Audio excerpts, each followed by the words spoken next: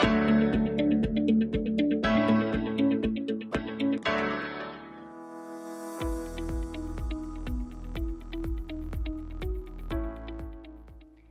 को नमस्कार।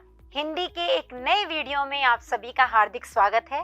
पिछले वीडियो में हमने जाना था कि लेखक सर्वेश्वर दयाल सक्सेना जी ने अपने संस्मरण में फादर कामिल बुल्के की बात की थी और हमने फादर कामिल बुल्के के किस किस विषय में जान लिया था। उनके जन्म, उनके परिवार, शिक्षा दीक्षा, संन्यास धारण करना और हिंदी प्रेम के विषय में हमने जान लिया था।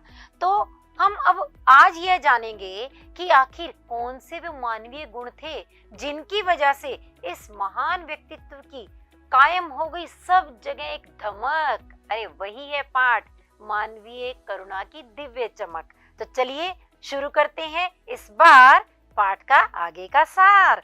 तो इस सार में हम ये जानेंगे कि लेखक ने ऐसे फादर कामिल बुल्के की बात की जो कि बहुत सादा जीवन जीते थे, साइकिल पर चलने वाले, सादा जीवन जीने वाले फादर की तुलना उन्होंने छायादार देवदारू वृक्ष के साथ की। देवदारू के वृक्ष कौन से होते हैं? बहुत ऊंचे पेड़ होते हैं, छायादार पेड़ होते हैं जो कि फल फूल से युक्त होकर के सर्व तरफ अपनी एक महक फैला देते हैं। तो ऐसा ही व्यक्तित्व था फादर कामिल बुल्के का और इसीलिए लेखक ने उनकी तुलना छायादार देवदारू वृक्ष के साथ की। आगे देखिए, लेखक का परिचय फादर बुल्के से इलाहाबाद में हुआ था। यानी पहली बार फादर बुल्के और लेखक सर्वेश्वर दयाल सक्सेना कहाँ मिले? इलाहाबाद में। और बाद में यह परिचय उनका जीवन पर्यंत रहा। लेखक फादर के व्यक्तित्व से बहुत अधिक प्रभावित थे और लेखक के अनुसार फादर वात्सल्य व प्यार की साक्षात मूर्ति थे। वात्सल्य क्या होता है? अपने से छोटों को जो प्यार दिया जाता है। तो फादर हमेशा दूसरों के साथ बहुत ही प्यार से मिलते थे, इसीलिए उन्हें वात्सल्य व प्यार की साक्षात मूर्ति कहा गया।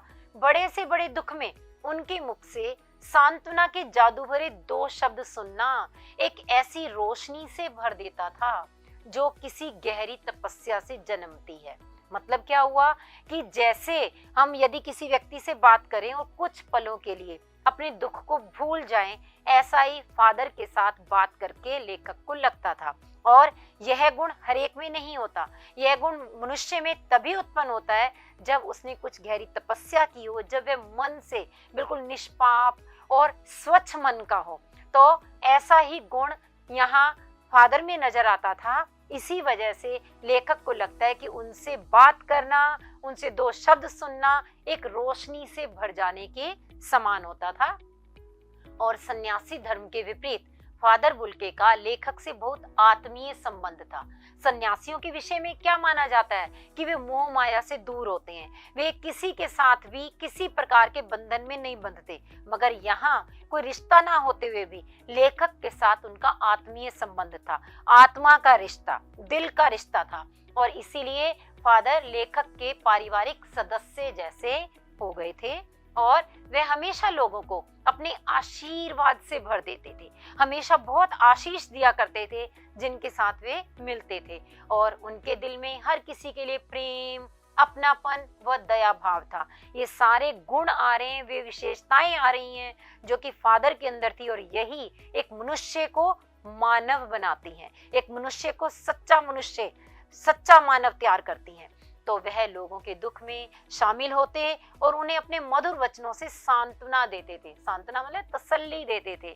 अगर कोई दुखी है तो उसे ऐसी तसल्ली दे दिया करते थे कि वह कुछ पलों के लिए अपना दुख ही भूल जाता था। वो जिससे एक बार रिश्ता बनाते थे उसे जीवन पर्यंत निभाते थे। यह एक ऐसी बात है जो आम सन्यासियों में देखने को नहीं आती, मगर लेखक आम सन्यासियों से विपरीत विशेष गुणों से युक्त हैं। और इसी वजह से उन्होंने फादर कामिल बुल्के के बारे में कहा कि वे रिश्ता बनाने के बाद उसे जीवन भर निभाते भी थे। फादर बुल्के की मृत्यु लेखक जब दिल्ली में ही थे उस समय हुई थी। तो अब देखिए लेखक को किस बात का दुख है कि यहाँ लेखक ये कहना चाहते हैं जब फादर की मृत्यु हुई ना, उसमें दिल्ली में होते हुए भी वे उससे मिल नहीं पाए। क्यों? उनको फादर की बीमारी का पता ही नहीं चल पाया और इसी वजह से मृत्यु से पहले वे उनसे नहीं मिल पाए और इसी बात का इन्हें बहुत अधिक दुख है, गहरा अफसोस है कि वे उनकी मृत्यु से पहले इनके दर्शन नहीं कर सके। और फादर बुल्के भारत में लगभग 47 वर्षों तक रहे। इस बीच वो केवल 3 या 4 बार अपनी जन्मभूमि जो बेल्जियम में रेम्स चैपल में थी वहां गए थे, और बाकी सारा समय उन्होंने भारत में ही बिताया। और इनकी मृत्यु कैसे हुई? जहरबाद बीमारी की वजह से। जहरबाद क्या होता है? गैंग्रीन, यानी किसी एक अंग में कोई ऐसा कष्टदायक फोड़ा हो जाता है जिससे कि सारे शरीर में जहर फैल जाता है, वह है जहरबाद। और ऐसी ही बीमारी के कारण 73 वर्ष की आयु में फादर की मृत्यु हुई। लेखक को इतना अफसोस हुआ, वे ये सोचते हैं कि इतने अधिक गुणों से युक्त व्यक्ति, प्रेम से भरा हुआ व्यक्ति, वह ऐसी बीमारी से मरा, यह तो बहुत ही अफसोस की बात है। और इसीलिए उन्होंने क्या बताया, उनके मृत्यु का, उनके अंतिम संस्कार का पूरा चित्रण करते हुए जैसे अपने हृदय को उड़ेल करके रख दिया लेखक ने। क्या कहा कि 8 अगस्त 1982 की सुबह 10 बजे एक छोटी सी नीली गाड़ी से कश्मीरी गेट के निकलसन कब्रगाह में, ये कब्रगाह का नाम है, निकलसन कब्रगाह में उनका ताबूत लाकर फादर बुल्के के मृत शरीर को कब्र में उतार दिया गया। रांची के फादर पास्कल तोयना, ये नाम याद रखेंगे आप, रांची के फादर पास्कल तोयना ने मसीही विधि से उनका अंतिम संस्कार किया। मसीही विधि क्या? क्रिश्चियंस का जो रीति रिवाज होता है अंतिम संस्कार करने का, तो उस तरीके से इनका अंतिम संस्कार किया गया। हजारों लोगों ने नम आंखों से फादर बुल्के को अपनी श्रद्धांजलि अर्पित की। उन नम आंखों को गिनना स्याही फैलाना है, यह बहुत ही महत्वपूर्ण बात आई। क्या मतलब हुआ कि इतनी आंखें वहां पर नम थी, इतने लोग आंसू बहा रहे थे कि यदि उन सबको गिना जाए, उन हजारों की संख्या को गिना जाए, तो स्याही बर्बाद करने वाली बात है कि उन्हें गिन गिन करके लिखना स्याही बर्बाद करने के समान होगा। इसलिए क्या कहा कि उन नम आंखों को गिनना स्याही फैलाना है। इसका अर्थ क्या निकलता है कि वहां पर हजारों की संख्या में लोग उपस्थित थे जो कि फादर के लिए रो रहे थे, अश्रु बहा रहे थे, दुख मना रहे थे। और फादर बुल्के के अंतिम संस्कार के समय वहां देखिए कितने महान लोग एकत्रित थे। जैनेन्द्र कुमार, विजेंद्र स्नातक, अजीत कुमार, डॉक्टर निर्मला जैन, मसीही समुदाय के लोग और पादरीगण, डॉक्टर सत्य प्रकाश, डॉक्टर रघुवंश भी उपस्थित थे। तो इससे क्या पता चलता है, किसी एक विशेष धर्म के समुदाय के लोग नहीं, बल्कि समाज के विभिन्न क्षेत्रों से आए हुए लोग उनके अंतिम संस्कार के समय शामिल हुए थे और उन्हें श्रद्धांजलि अर्पित कर रहे थे।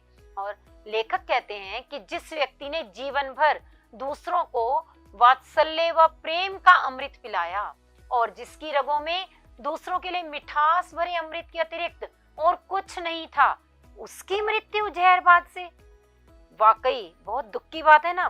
तो उसकी मृत्यु जहरबाद से हुई।